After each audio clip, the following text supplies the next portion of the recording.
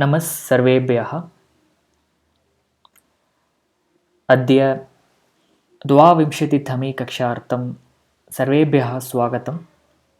Welcome you all for the 22nd session on online Sanskrit classes. एकवारम् अद्यतनपाठात् पूर्वम् एकवारं ह्यस्तनकक्षायाः पुनर्स्मरणं कृत्वा वयम् अग्रे चरामः। अत्र गतकक्षायाः पुनर्स्मरणं अस्ति। प्रथमतया यः वयं दृष्टवन्तः शब्दरूपस्मरणम् इति, तत्र विभक्तिरूपाणि अपि वयं दृष्टवन्तः।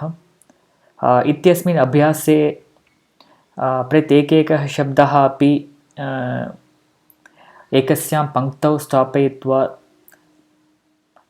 पङ्क्तेः नाम अपि वयं दत्तवन्तः।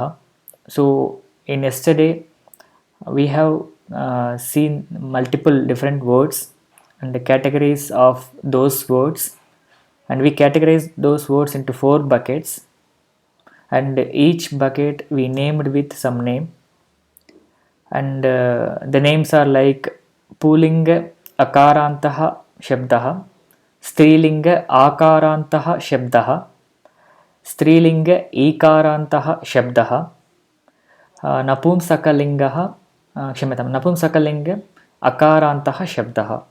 So like that we have categorized all the words into these 4 buckets, and the words are identified based on the gender and the last ending letter of that word. For example, Balaka we have taken yesterday. The Balaka is a masculine word and it ends with the last letter of the word is A. So that is why it falls into the bucket called Pulinga Akaranta Shabdaha. Then it follows all pattern of that particular bucket. So like Balakaha, Balakam, Balakene, Balakaya. So all these forms are common for all the words which are in the same category. So like that we have seen 4 categories yesterday. One with masculine and 2 in feminine and 1 in neuter. And these 4 categories whatever we have seen, they are the common forms and common categories we use while conversing. Other than these 4, there are a lot of other similar categories you can see. They will be used and their usage is very rare compared to these 4 categories. So but going forward in due course we will be seeing those new categories as well, and each category will have a base word. We named it as Pratipadikam, and from that Pratipadikam all the other forms of that word are generated. Like Balaka is the Pratipadikam, and from Balaka, Balakaha, Balakam, Balakena, so all these forms have been generated from the Pratipadikam called Balaka. So the generated forms, they were named with the ordinal numbers of that particular row. It is the names are same as the tithis are in the Panchanga.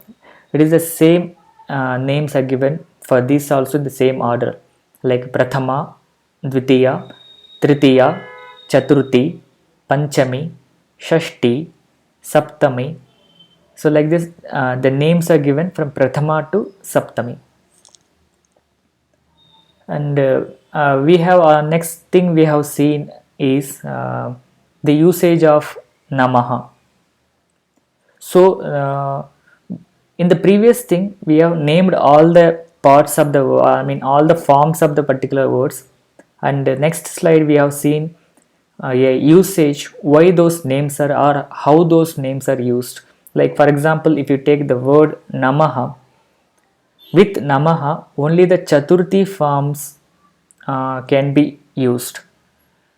So then like Devaha, the Chaturthi form is Devaya.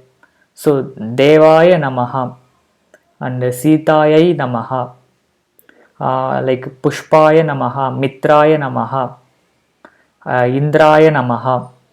So all these Namaha I mean the words which are used with namaha should be in the chaturthi forms.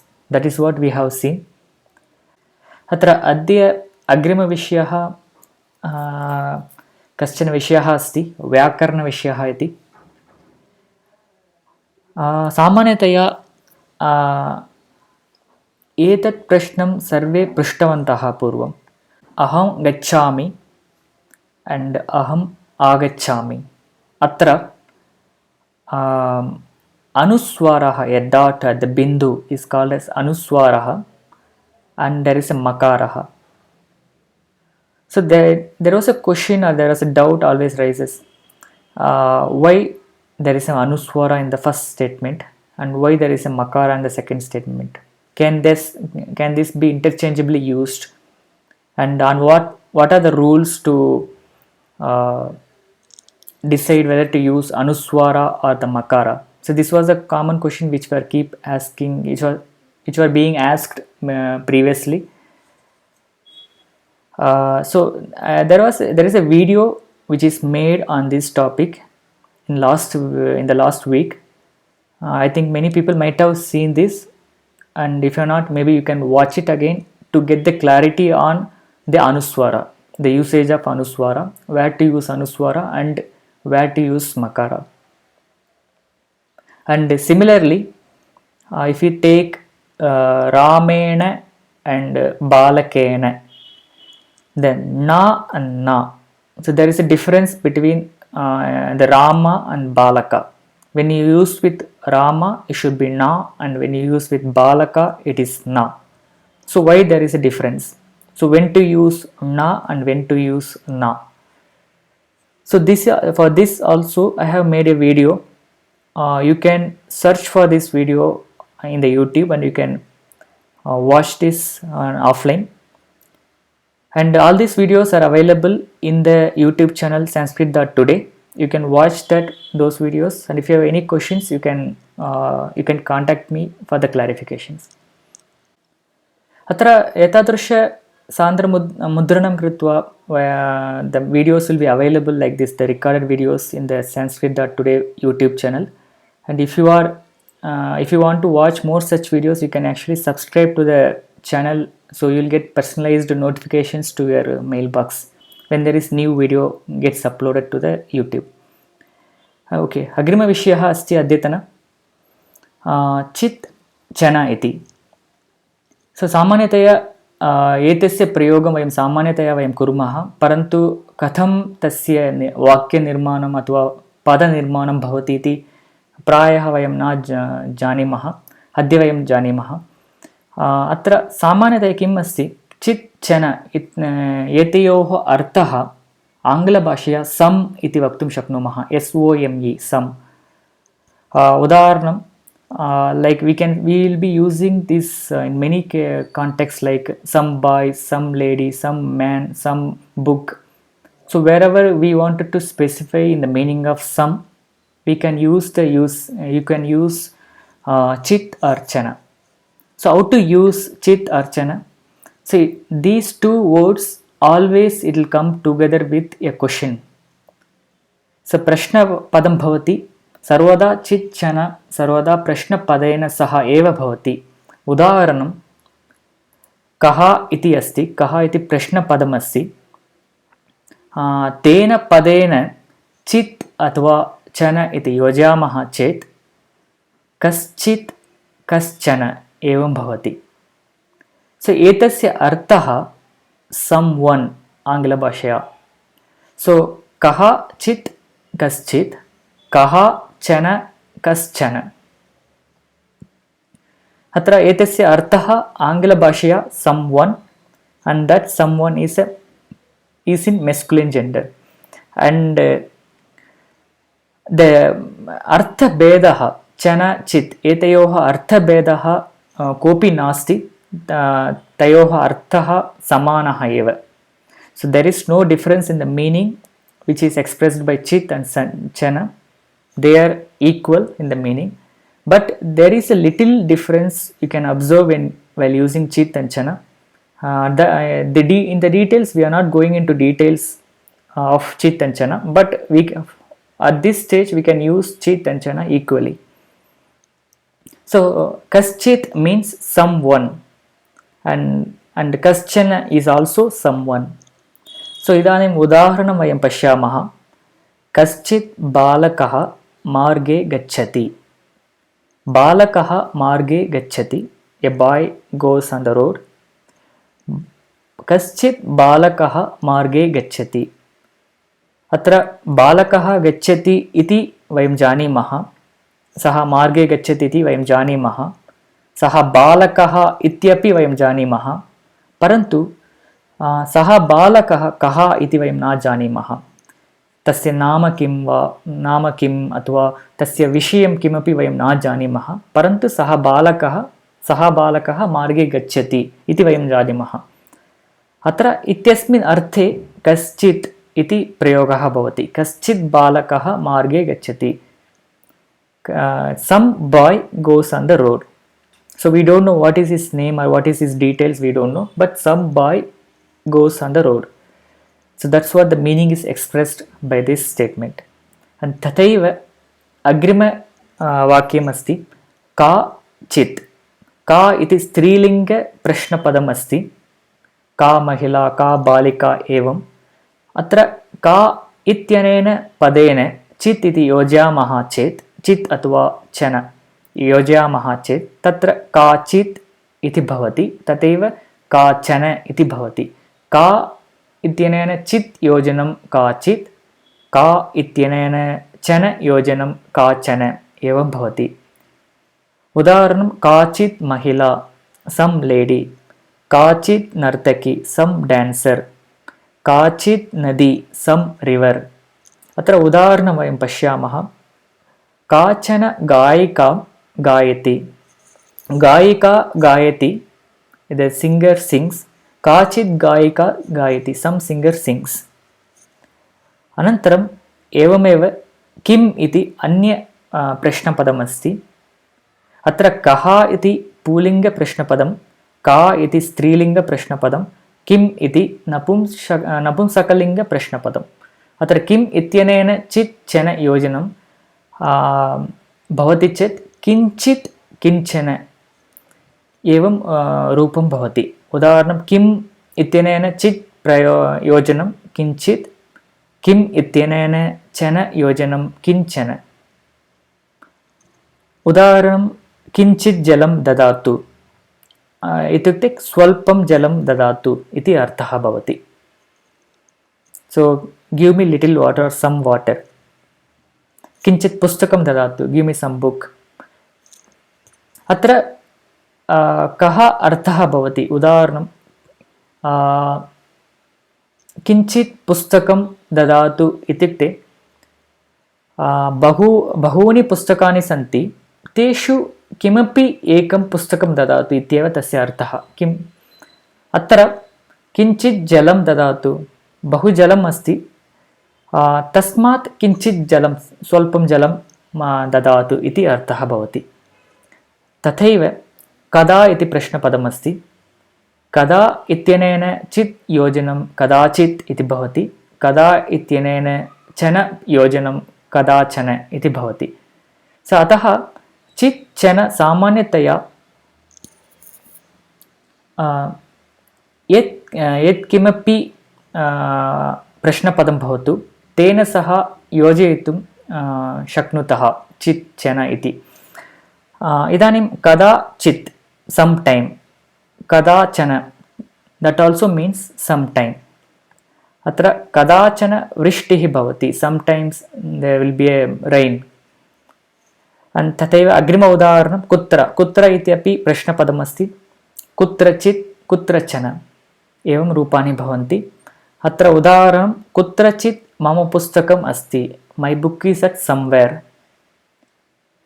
अतः चित् चन, we can use चित् चन with any question word like kaha, ka, kim, kada, kutra and kutaha. There are a lot of question words you will be studying in future. We can use chit chana with any of those question words. Okay, so as discussed, this kaschit, kachit, kinchit, So like this, the forms are available for all the question words, and same as balakaha has 7 forms. The kaha, ka, kim, each of these questions are also having 7 forms. If you are using these chit or chana forms with a word which is in some vibhakti form, you have to use the corresponding vibhakti form for chit and chana word also. So that is why better at this stage to use only prathama vibhakti forms, like chit and chana with prathama vibhakti forms, like kaschit balakaha, kachit mahila, kinchit jalam. So like that we'll use only with the prathama vibhakti forms, and all other vibhakti forms we'll be seeing it later. अनन्तरम् अग्रिमविषयः अस्ति कोऽपि कापि किमपि. So this we have heard it many times, or we have seen it many times, the usage of kopi, kapi, kimapi. So it just gives the other meaning of chit and chana. Chit and chana gives the meaning of some, and when you add api to a question word, it gives the meaning of any. So kopi means any, like kopi shlokam patativa. So anyone, does anyone read shloka? That's the meaning. And similarly, kopi gantum shaknoti va. Kaha gantum shaknoti, who can go? Kopi gantum shaknoti, anyone can go. And tathaiva kopi jnanam praptum shaknoti, anyone can gain knowledge. Satra kopi atra, anyone or any, that's the meaning it gives. When you add api with any question word, it gives the meaning of any. And tathaiva kapi gatum shaknoti, anyone or anyone can sing. But here kapi is the strilingam and the kopi is the pullinga shabdaha. And tathaiva kapi mama mata iva pakam kartum na shaknoti, mama mata iva pakam kartum na shaknoti. So anyone cannot do cooking like my mother. That's the meaning. And tathaiva kapi uttaram vaktum shaknoti, anyone can answer. And next is kimapi. It's same as kopi and kapi, like it gives the meaning of anyone for neuter. Like kimapi svikrotu, you take anything. And similarly kimapi vaktum na shaknomi, I cannot say anything.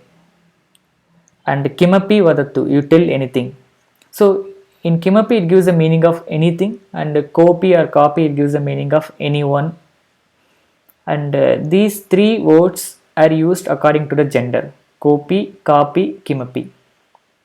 So there are other words are also there, like we can, as I said earlier, the api can be used with any of the question words, but we are not discussing those things right now. We are just practicing only these 3 words for now, because if we go into other words it might cause little confusion. So let us stick to these 3 words for now.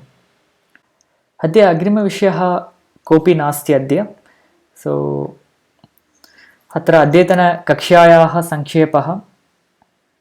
व्याकरणविषये किञ्चित् वयं ज्ञातवन्तः, अनुस्वारस्य विषये, अनन्तरं णत्वविषये वयं ज्ञातवन्तः. परन्तु ये वीडियो न दृष्टवन्तः ते तद् दृष्ट्वा कोऽपि प्रश्नः अस्ति चेत् प्रष्टुं शक्नुवन्ति.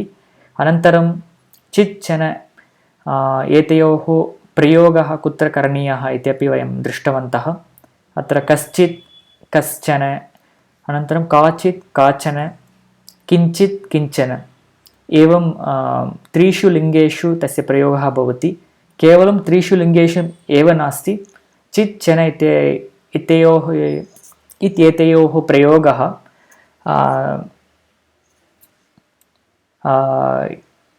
किं यत्किमपि प्रश्नपदं भवतु तेन सह चिच्चन प्रयोगं कर्तुं शक्नुमः.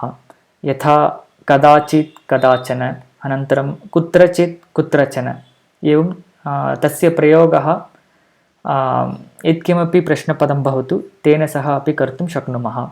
अनन्तरं कोऽपि कापि किमपि इत्यत्र आङ्ग्लभाषया एनी इत्यस्मिन् अर्थे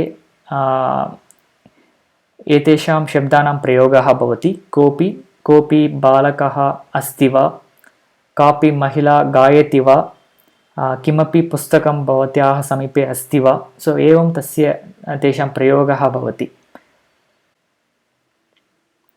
If you want to watch more videos like this, please subscribe to this channel Sanskrit.today.